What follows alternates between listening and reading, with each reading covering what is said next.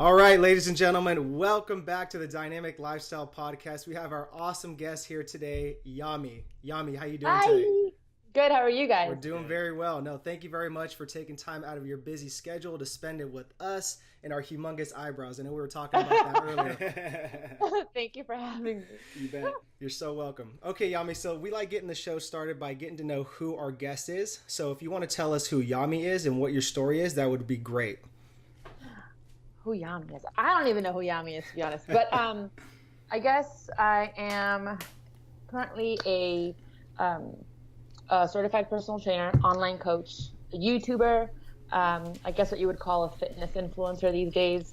And yeah, that's pretty much me in a nutshell. Like the resume stuff. Gotcha. What about a little bit like some highlights of your past? Of my past, as in like what I've done. Just growing up, like any little stories you want to tell us? Yeah. So, I was born in Dominican Republic. My parents are both Dominican, but my dad is half Palestinian, so I've got some Arabic in me.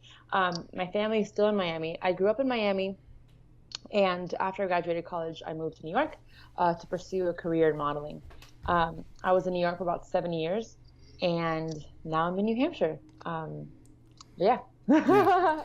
No, I think a good follow-up question is, so you spent 7 years in New York and you were obviously doing, modeling, right? So when was it that time where you were like, you know what, I've been here 7 years, I've tried this out, I think it's time for me to go back and, try to do something new, and like what you're doing right now with YouTube? Yeah, well, so like I said, I was attempting to model, and I did do some work. I was in New York Fashion Week, I did Miami Swim Week in a couple magazines, but I never signed with an agency. And if I don't know if you guys know, but that's how you get work. So agents, well, that's how you get the most efficient work, right? Because you can get your own work on your own, but it just takes a lot of time and you have to know people. And I never signed to an agency just because they thought, or they said my body was just not the right size, and I was never what they were looking for. My butt was too big, blah blah blah blah blah. So when I met my boyfriend, I had already started working at Equinox, a gym in New York. And, that was very taxing. We were waking up at 4 a.m, getting to the gym at like 5:30, being at the gym till like 10 o'clock at night. And number one, I didn't have time to pursue what I wanted, which was continue to model and inspire people and stuff like that. And we were just like working nonstop, and we weren't enjoying the city. We were working to pay the bills. And at one point we were like, we can't live like this anymore. So we decided to kind of take a step back and move in with his parents and save some money, travel, figure out where we want to go, and build my brand, build his brand individually, because now we have more time. New Hampshire is not as busy as New York. So yeah, that's ultimately the big adult decision we came down to. Like, let's just move in with your parents, try to save some money, and go from there. And then I had started my YouTube channel in New York City because I was fed up with the agency saying no and no one giving me a shot or an opportunity. And I was like, well, I'm going to create my own opportunity and then see what happens. And the second I started YouTube, I fell in love with it. It's like the running joke that I was working at Equinox, like I said, and I would tell all of my clients, I was like, I found my calling. And people would, like, laugh at me, and they're like, oh yeah, YouTube. I was like, fine. I mean, you don't have to agree with it, but like, and now here we are a year and a half later, still going strong. And yeah. And you have the YouTube pillow behind you. Oh yes, this is when I went to New York City. The YouTube office is there, and I got the YouTube pillow. It's funny. It makes you want to just like poke at it and press play. I love it. But no, you know what? Honestly, that's a really good story, and I think it's awesome for the listeners to understand this, because there's some lessons in here that you can take from it, right? So you guys kind of realized that the whole personal training wasn't your calling. You guys were kind of trading time for dollars. And then you went to New York and had all of those type of adversities to where they said that you didn't have the right body type, this and that. So I think it's just awesome that you kind of persevered, you kind of stuck with your vision, kept your eye on the prize, and just kept pushing forward. Thank you. I appreciate that. And yeah, like I said, we took a step back, and I just say that because, no one wants to live with your boyfriend's parents, or even as an adult, you don't want to live with your parents, right? Not because it's your parents, but just because you want to feel accomplished. You have your own house, your apartment, whatever it is. And I say we took a step back just for that, for lack of a better term, right? But at the end, like, I feel like I would have not been able to grow my channel the way I have, or put as much effort into my business just because I was helping somebody else with their business, a multi-million-dollar business that's already been like around for years, So like you said, there are some lessons learned in that. And sometimes it's going to be hard to make that decision, as it was for me. And, I cried for days and days and days. But looking back, it's probably the best decision we made. Right. And like, it's like the old saying that sometimes you got to take a step back to take two steps forward. Mm-hmm. Yeah, exactly. Right. That's amazing. So also too, just to kind of piggyback off this same topic, I read on your website on your about page where, when you were getting kind of like, you were trying to do the modeling thing, and you said that you kind of developed some bad habits and it became into a vicious cycle with, poor training habits, excessive cardio, bad eating relationships. So can you touch up on that a little bit and tell us kind of how you felt each day when you were going through that vicious cycle? Yeah, definitely. So for me, it started, for some reason, my body was always like the thing that did not get me accepted or into a dance team or whatever it was. When I was in college, I auditioned for my dance team 3 times. And I'll never forget the coach. She was like, I'm drawn to your dancing. You make me like want to look at you, but just your butt's too big. And I was like, what does that have to do with dancing, But I graduated, moved to New York. After all that, I tried to pursue modeling, which we all know how hard that is. And my eating habits just became a lot worse. Like when I was doing the dancing thing, I tried to lose weight, like reasonably healthy. But then once I realized that less calories equals less weight in my head, I was like, okay, then I just won't eat as much. And I'll just do extreme amounts of cardio and hope for the best, hope that I lose the weight. Obviously, I never lost the weight as much as they wanted me to. But I do remember these cycles just being like, it was a very dark place at the time because, if I ended up getting a shoot, I'm like, oh my God, I got to get perfect because this is the only opportunity I'm going to get and I got to be my best and yada, yada. And so I would do cardio after cardio, hot yoga sessions. And then I'd eat less than 900 calories. And then once the shoot was over, I'd be like, oh, I deserve all the food now because, I did what I had to do and that's it. So, binge like crazy. And, the next week start the exact same thing over. And it was just a very dark time where I thought, like these agencies are right. I don't deserve a place in this agency. Look what I'm doing. Like who would want to hire someone that does these things, And yeah, every time I think about it, I get really sad because I know that there's still women out there, little girls out there that are still going through that and they don't have someone to, I don't want to say look up to, but like someone to guide them, I guess, because society still, as much as we are getting better as a society, I think there's still, pounding that in women's body or women's heads that they need to look a certain way. Like you won't get into this agency because you don't look a certain way. You won't get onto this team or whatever it is because your body doesn't look a certain way. And that's what I wish I had growing up, because I know that if I saw somebody going against the norm, I would have been like, I'm going to follow her. Why can't I do what she's doing? So I think I might have gone off in a rant there, but no. Thanks for sharing that story. Now that could help one person that's listening to this, and they might be struggling with that same issue. So thank you. And it's just like you said, it's very just frustrating when agencies tell you, hey, you have to look a particular way, just kind of just like pick you apart, and it makes you feel kind of shameful, and you're like, well, I wish I was born with a different body, and it's just it's out of your control. So thanks for sharing that though. Yeah. Do you feel that the adverse situations you went in the past, like having to move back in with your boyfriend's parents, going through the whole modeling thing that you went through, and then kind of like the vicious cycles that you went through with the bad eating, excessive cardio and all that stuff, do you think that's kind of playing a role in your present life right now, like holding a barrier wall to where you're trying to go forward? I mean, sometimes I saw that question and I was like, that's a really good question. And sometimes, you do some thinking, like when I turned 30, this past June, I was actually going through some sort of like, what am I doing? I'm living in my boyfriend's parents' house. Like, why don't I have my own place? I used to have my own place in New York City, nonetheless. And, I spoke myself through it and I got over it. And, at the end of the day, this is going to sound so cliche, but age is just a number. And I don't need to have a house with a family right now. I know that I'm not ready. Like, I'd be fooling myself if I said that's what I wanted right now.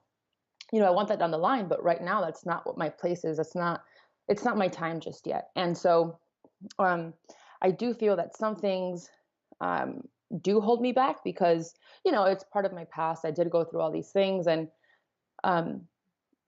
I don't know that I've truly let go of that. That, people say let go of your past and, you'll find freedom or whatever. And while I do feel free in that sense, I haven't binged in a really long time, like years. So there's still some things that are holding me back, like, or I feel as I'm not good enough for some things.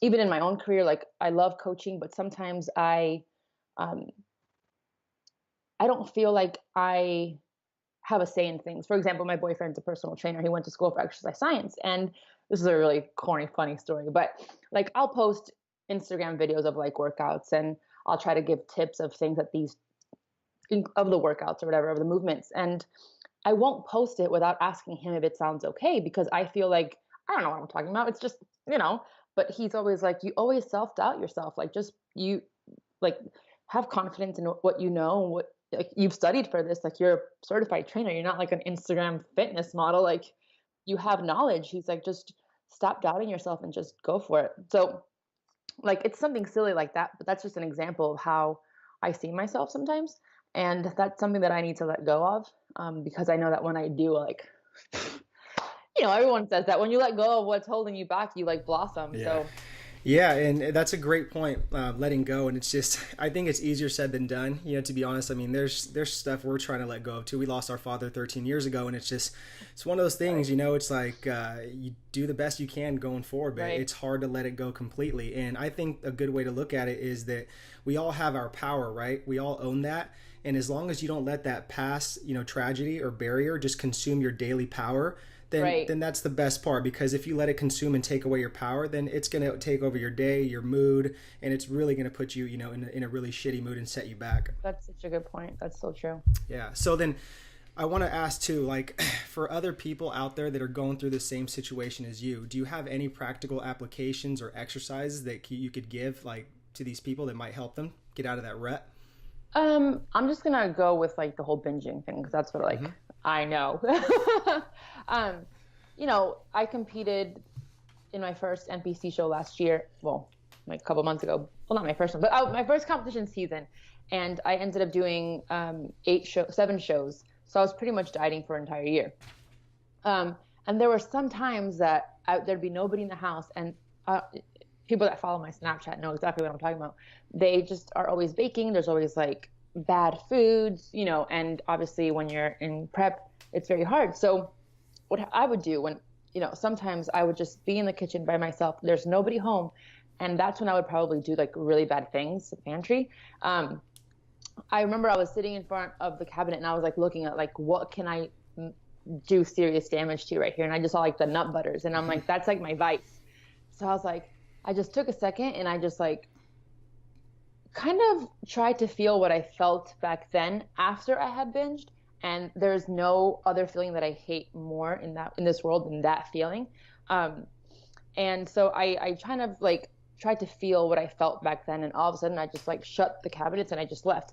So my tip of advice for people that do struggle with that is try to feel that. Try to feel what you feel after that, because I know nobody feels good after that. And if you can't like feel that emotion, I would say just like leave, go for I know it sounds so cliche, but go for a walk, read a book. Like it actually does help, getting yourself out of the situation.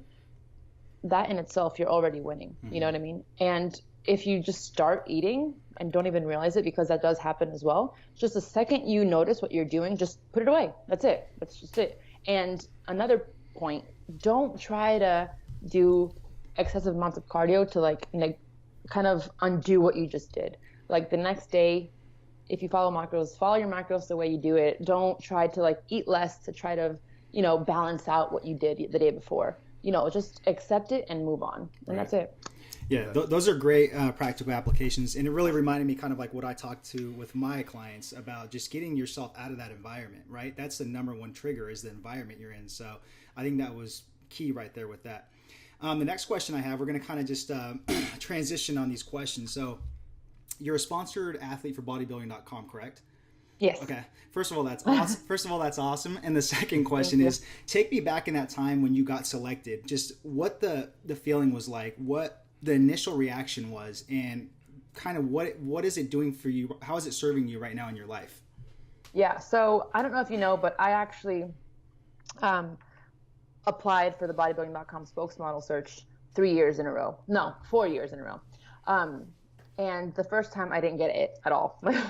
The second time I took a break. I was like, I'm not ready for this. I'm not going to apply. The third year I applied and I got top 20, which was last year. And then this year I got top 5.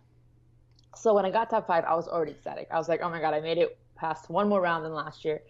That's a goal that I had for about 4 years now. And, um, you know, I didn't win the title of the spokesmodel, but, you know, after the spokesmodel search, they did offer us a contract. And, you know, I was just like, what? You know, because my goal was to win the spokesmodel search, but I didn't because, you know, if you win the spokesmodel search, you're automatically an athlete. And if you're top 5, that doesn't automatically mean you're an athlete. You know, they have to like you. And so when they offered me the contract, I was just like, holy shit, like, if you really do work hard for something, make a plan, shit really happens, you know? Because I've always been one of those people that dream big and my dreams don't come true. I'm not saying like I don't try to be pessimistic or like sap story. They just don't. Like I wanted to model for an agency. Like I want to be on the cover of magazines. Didn't come true. But so when I did get that, my dream came true, and I just felt like ecstatic. And I was just like, if I apply this to every part of my life, in anything that I want, like it could happen. You know, if you continue to work hard and just giving it your all day in and day out with that focus, you know, things actually happen. And I think I needed that in my life because with me living in New York and me all that backstory, like, and looking back at the past 3 years when I applied and I didn't get it, like I said before, it just wasn't my time.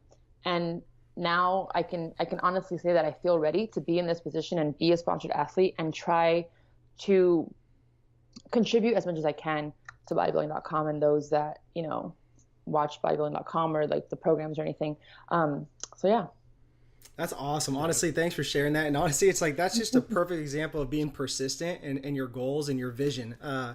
Yeah. And for anyone listening out there, I mean, just that is a perfect example. You had to be persistent. You can't quit.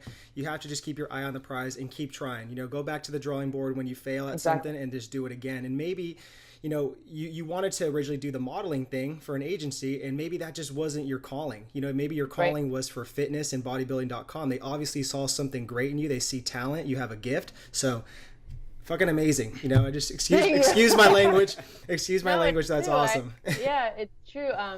And lately I've been thinking, I was like, oh, maybe I'll go to New York again and try to model now that I'm like an athlete. But I have this book. It's called Journey to the Heart, and it's like daily meditations. And yesterday's was like, sometimes you need to say goodbye to that dream that you had. And I was like, okay, I get it. I'm good. Okay, so let's talk about the daily meditations. That was my next question, because Chris and I are just really weird about knowing people's morning routines and wind down routines. We think it's huge, you know, for personal development, setting yourself up for success each day. So go ahead and tell us what you do in the morning, and you know, even for a wind down routine. Details. Specific. I don't know that I have like a routine, but you know, in the morning when I wake up, it's usually because of my dog. I have a 3.5-pound Yorkie, so she's either sitting on her butt is on my forehead and she'll wake me up, and then she'll just like, we cuddle for a long time, like that's when she gets really, really cute. And then obviously my boyfriend's with me, and we just hang out in bed for a little bit. And then sometimes I will look at my phone. We're trying really hard to not look at our phones before breakfast or before coffee, and or after 10 o'clock or when we go to bed. So because we want that to be like our time, you know, like, because we're always on our phones in the car, at dinner, like it's getting annoying at this point. And so we want like to be able to like wake up without technology. Yeah, you want to be present. Right, exactly. Mm-hmm. So we wake up and then we have coffee first thing, without a doubt. We have coffee and then we go back to our couch and we just talk for a little bit. And then I do try. I'm getting better, but I bought that meditation book. It's called Journey to the Heart, and it's not like a Christian, you know, Bible study type thing. I am Christian, but I hate to like shove it down people's throats, so I don't want you guys to get the wrong impression. It's just a daily meditation about anything and anything, and it's by the date. So I'll just try to, like, if I can, because I don't like like I said, I want to be present with my boyfriend while the time we have. So if I'm with him, I probably won't do it, and I'll do it at the end of, like, throughout the day. But if I have time, I'll do the daily meditation just so that I have my head right for the rest of the day. I think that if you start your day with like something positive and something that makes you like think, like the one that I mentioned yesterday or 2 seconds ago, it's a great way to get you thinking and get you like ground you and have you make you be in the present. You know what I mean? Yeah. And then after that, if we're being totally honest, I stay on that couch with my computer and I start working because I work from home. So like I'm still in my PJs. I'm still like morning bedhead. And yeah, and then I'll break for breakfast at like 10:30. If I didn't go to the gym yet, we'll eat, go back to work, go to the gym, and then wind down. One thing we have done recently that I'm obsessed with is going to bed at like 8:30 at night. Because I used to be up like 1 o'clock in the morning editing videos and doing something, you know. But now we kind of have trained ourselves to go to bed at 8:30, 9 o'clock, 9:30 if we're pushing it, and waking up at like 6:30. Nice. Because if we wake up that early, we just get all our work done, and then you kind of have the night to do whatever. Right. And yeah, I don't have like a nighttime routine, like take off your makeup. I usually go to bed with my makeup on, unfortunately. I mean, I brush my teeth and everything, and then we play with the dog again, and then that's out.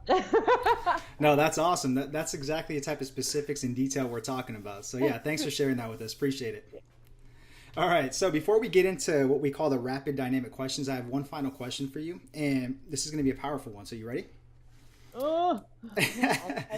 The owner of bodybuilding.com comes to you and he says, Yami, you are going to be featured on the front page of bodybuilding.com. We're running a campaign for 7 days. We are guaranteed to get 1 billion views on this page for these 7 days. You have a 30-second video to say one thing on there. What would that message be in 30 seconds? Holy moly, you guys.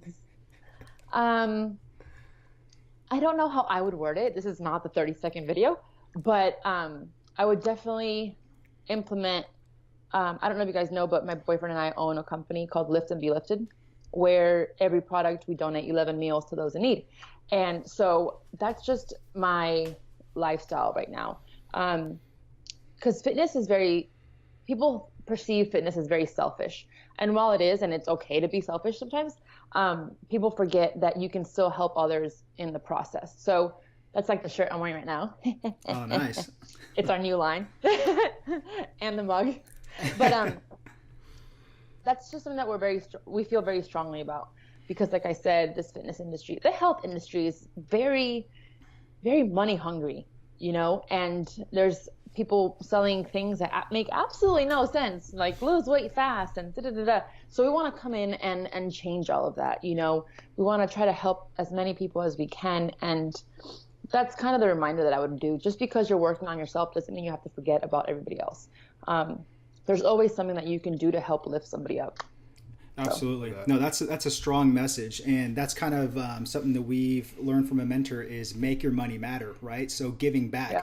You guys are giving back by giving meals. Something we're doing every month is giving a certain percentage to an orphanage in Mexico. So, that's awesome. That's awesome to see somebody else really paying it forward like that. So kudos to you guys. You too, guys. Thank you. I didn't know. Love that. All righty, so you ready for rapid dynamic questions? No, I'm so bad at this, but I will try. Alrighty, now just do your best. First one is, what is the most meaningful lesson as of late to you?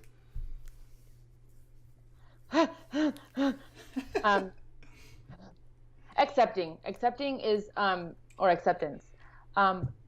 Accepting things, like, it's the hardest thing anybody can do. Like, for example, you said your father passed away 13 years ago. I can't imagine how hard that was. Like, if something happened to my family member, like, I don't know if I would be able to accept that. You know what I mean?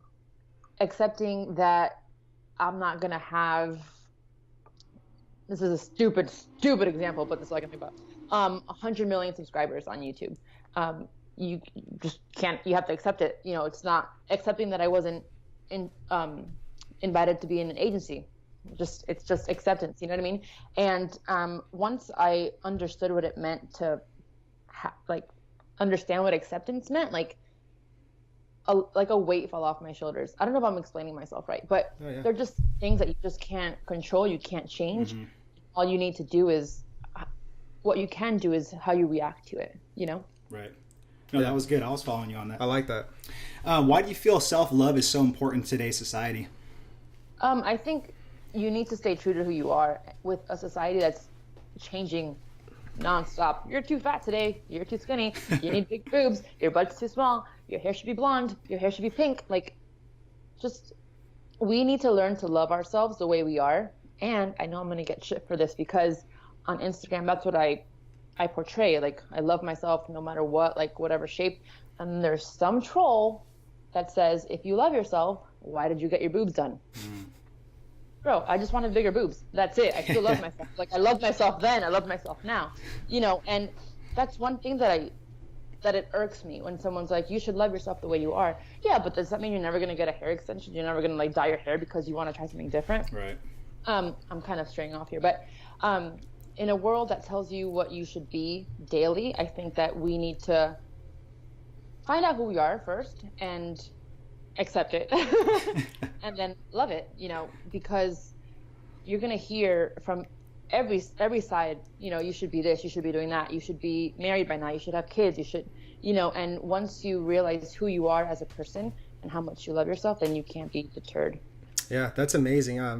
Agree with you 100%. And it's kind of like something I tell people too, that I think a lot of us all live in survival mode, right? So we, you know, our ego gets in the way, our belief systems, past tragedies, some conflict that's going on right now that we're unhappy with. So it just carries over to, you know, a survival mode where we're just very defensive. We don't want to grow as people. We don't want to surrender. So, you know, as soon as you can kind of master that, which is very difficult, you know, that's when you can really uncover who you are and your true potential and, you know, share it with the world.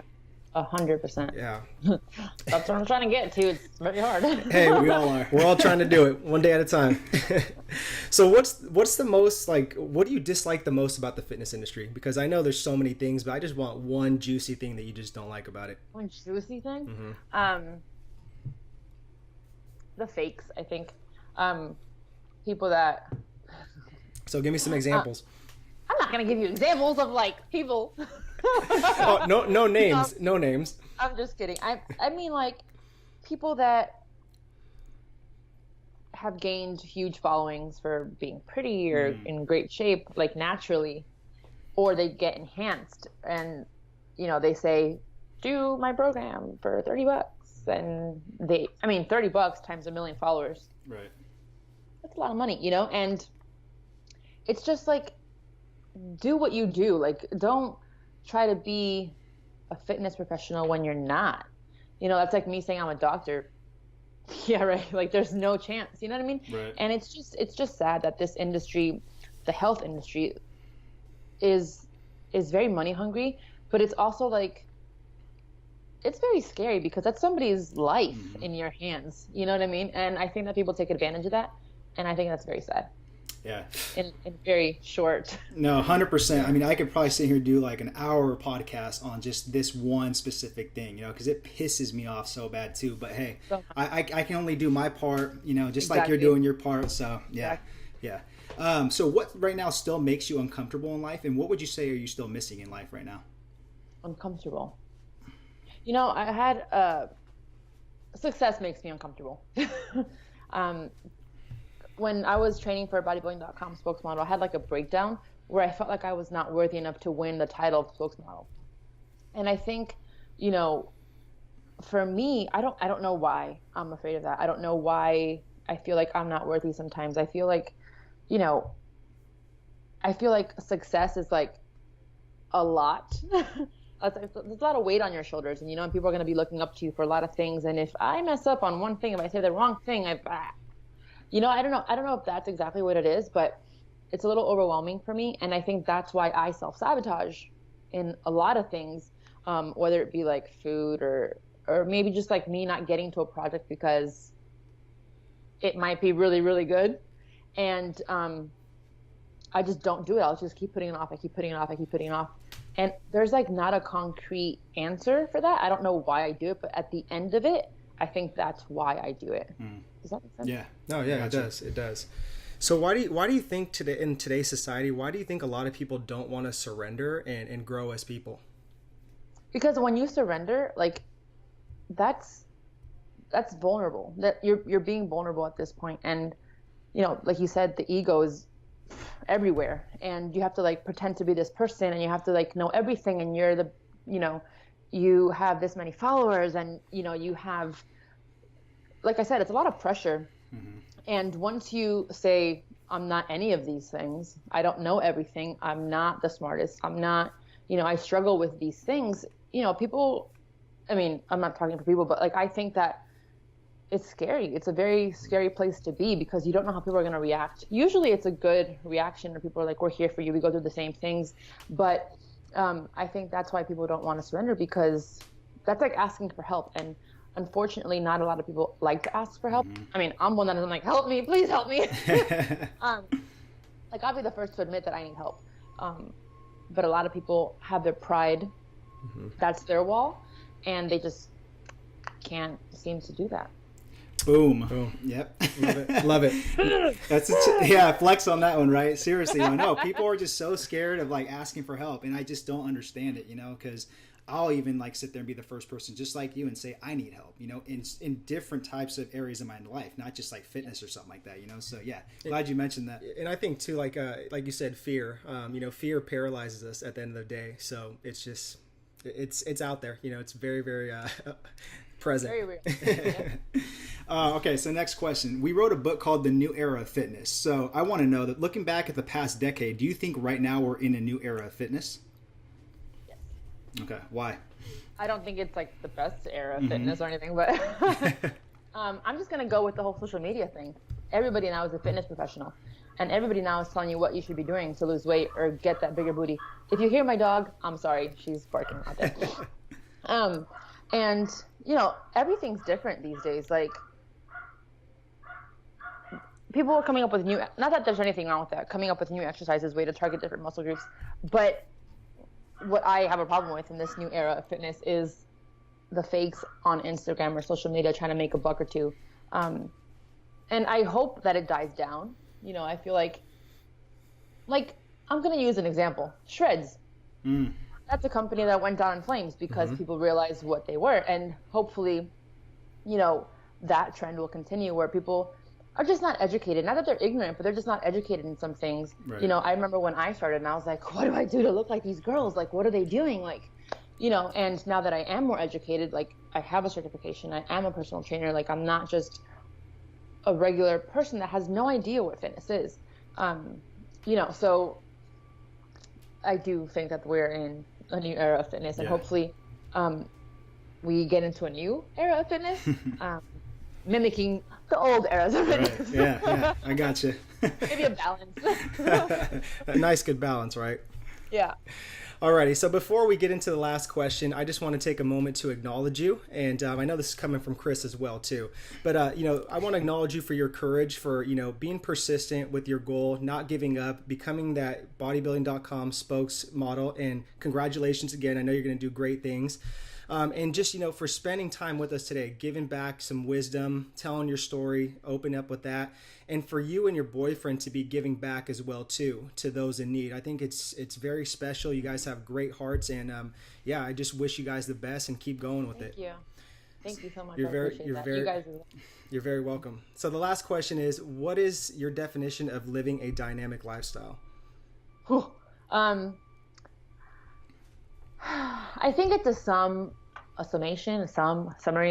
of everything we spoke about today. It's understanding that we're not perfect, understanding that we will have these points in our lives that will be low, high, but still sticking with your true self in the process, and understanding that, there'll be brighter days if you're going through something, difficult or whatever. But, I don't know. I think that, like,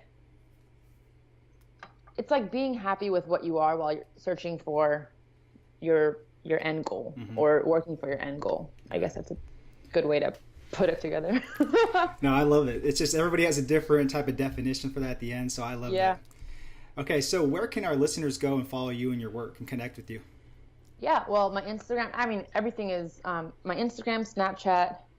What else is there? Twitter. um, it's like hard to keep up. Right.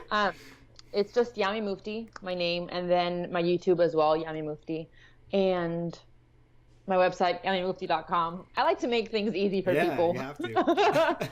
Just my name everywhere you go, and yeah. I could have pronounced that last name. Mufti? Yeah. You couldn't do it? I could have. Oh, yeah. Oh, sorry. I thought you were asking for just my name. No worries. Name, right? Next time I got you. Yeah, that's awesome, though. We'll have all of that plugged in the show notes for everybody that can connect with you. So, again, Yami, thank you so much for spending time with us. We truly appreciate it. Thank you. Thank you guys for having me. Okay, we'll talk soon. Yes, have a good one. Bye. Thanks, guys, for tuning in to our video. We really, really appreciate it. And before you guys go, make sure to subscribe below to our newsletter so you guys can get our free and new book, The 4 Pillars of Becoming Dynamic Within Fitness.